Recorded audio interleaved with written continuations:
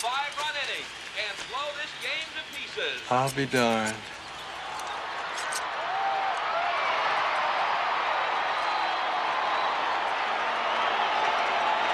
Over the years, I have gained attention and made new friends by using my talents in animation and filmmaking. It was for me one of the easiest ways to let me connect with others. I could be a little awkward at first, but after people saw my talents, they would really like me. Unfortunately, they would end up leaving me if my Asperger's diagnosis started to bother them. While growing up, I lost a number of friends suddenly for no particular reason. I don't think any other film has spoken to me more than the 1990 film Edward Scissorhands. After seeing this film for the first time, my thoughts were like, How did this fantasy fairy tale about a man with scissors for hands perfectly encapsulate my life? How did this character come to represent me? Play scissors, paper, stones with us. Play scissors what? I began to make connections after my most recent viewing of this film. Tim Burton appears to have created an almost flawless allegory of a man suffering from Asperger's syndrome, either unintentionally or on purpose. It is unclear which. Kevin, you want to play scissors, paper, stone? No. Why? A doctor going by the name Hans Asperger first described the condition in 1944, but it wasn't until the 4th edition of the Diagnostic and Statistical Manual of Mental Disorders in 1994 that Asperger's syndrome was included. The disorder is defined by major difficulties in social skills, specifically in the ability to recognize social or emotional cues and in the ability to respond in social or emotional behaviors. In spite of their interest in social engagement, people with Asperger's frequently struggle in social situations because of their difficulty comprehending subtle and nonverbal social cues. Individuals with Asperger's, or Aspies, frequently thrive in one particular area of study, which they pursue with remarkable passion. Edward Scissorhands appears to fit the description of a person with the disorder. He is introverted at the start of the movie, living in a large mansion that surrounds a suburban neighborhood decorated in vivid pastel colors. He puts a lot of effort into creating his incredibly detailed lawn sculptures. He tries to adapt to the change and finds it confusing, yet he still wants to connect with people and feel loved. Listen to Edward's first words to Peg. Don't go.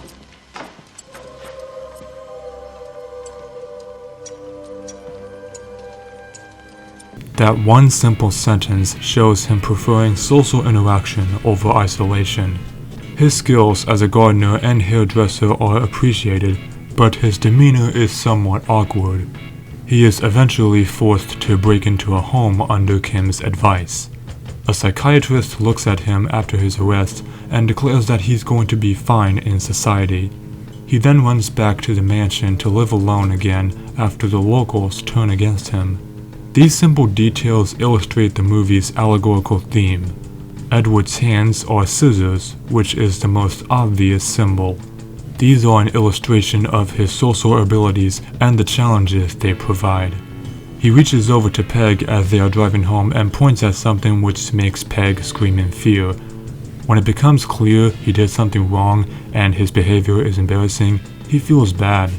He effectively prevents himself from developing romantic relationships with others because of his scissors.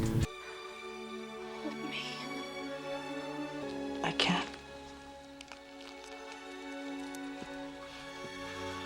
The ice sculptures, on the other hand, may be an attempt to show affection in a subtle way. Kim dances around in the snow that flies off the statue Edward is creating of her as he works on it. He can still express his passion to someone even though he is unable to connect with them on a deep level. Kim cannot be touched physically by him without hurting her, but he can touch her through the snow that covers her. The scissors in this scenario represent an Aspie's attempt to make up for their lack of social skills with their more developed mental capabilities. Someone with Asperger's may occasionally be used for various purposes due to trouble understanding another person's intentions. 2 times Edward has had a similar experience. when he first opens the door for Jim and Kim, and when Kim asks that he break into Jim's father's house, at Jim's request. He makes use of his unique ability to pick locks with his scissor hands. He also seems unable to identify between those who are truly his friends and those who are only out to get him. What's been the best part of your new life here in town? The friends I've made. I knew it was Jim's house. You did? Yes, Well, then why'd you do it? because you asked me to. On various occasions, he accidentally causes harm or damage to other people, or a misinterpretation about his scissors causes mischief. Got something in his hands. Looks like knives. Drop your weapon! If you fail to do so, we'll have to open fire! Don't make us do that, buddy! Looks like we got a psycho. It's just a scratch, Jim. Really, it's okay. Stay It's back, no okay? big- Touch her again and I'll kill you. No, it's no big deal. It's just Call a a- doctor. He skewered Kim.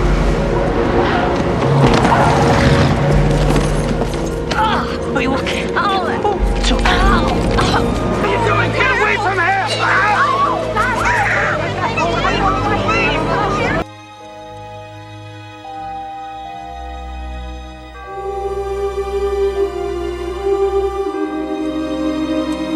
These accidents could serve as an example of the harm an Aspie might unintentionally cause by not understanding social cues.